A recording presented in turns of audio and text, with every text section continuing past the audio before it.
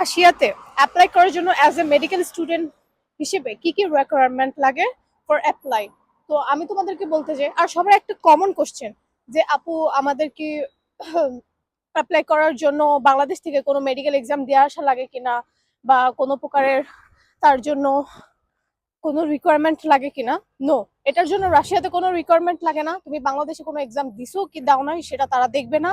তারা জাস্ট তোমার এইচএসসি এসএসসির রেজাল্টটা দেখবে, আর তোমার বায়োলজি আর কেমিস্ট্রির পয়েন্টটা দেখবে তুমি কিরকম করছো, just that's it. If you have the 7.50 আর others 8.00, it's enough for Russia. Russia তারা জাস্ট এতটুকুই দেখবে। আর এখানে আসার পর তো তোমার এন্ট্রান্স এক্সাম আছেই, তাই তারা হচ্ছে তাদের তোমাদের মানে আমাদের দেশে বাংলাদেশের সে মেডিকেল এক্সামটা দেখে না। শুধুমাত্র ইন্ডিয়ানদের ক্ষেত্রে এই প্রসেসটা আলাদা। অনেক সময় তোমরা হয়তো বা দেখতে পারো যে নিট এক্সাম প্রয়োজন, ওইটা জাস্ট ইন্ডিয়ানদের জন্য। আর আমাকে অনেক জিজ্ঞেস করে যে এক্সামটা কি আসলে অনেক কঠিন। আমি একটা ভিডিও বানিয়েছিলাম যে তোমাদেরকে বলেছিলাম যে এক্সামটা আসলে মোটামুটি একটু হার্ড হয়। দেখো, মেডিকেল পড়াশোনার জন্য অনেকেই চায়, কে না চায়। তো অনেকে দেখা যায় প্রিপারেশন ছাড়াও এখানে চলে আসে, অনেকে প্রিপারেশন নিয়ে চলে আসে। যারা প্রিপারেশন নিবে অবভিয়াসলি তারা তো ঠিকই যাবে, আর যারা প্রিপারেশন নিবে না তাদের ইম্পসিবল।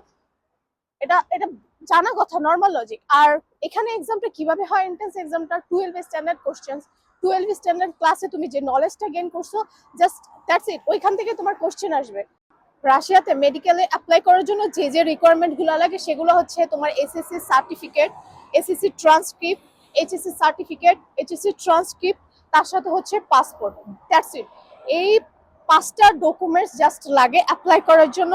তারপর তুমি এখানে এসে একটা এন্ট্রান্স এক্সামে বসবা। যদি তুমি এন্ট্রান্স এক্সামে টিকে যাও, দেন তারপর এখানে তুমি স্টাডি স্টার্ট করবা।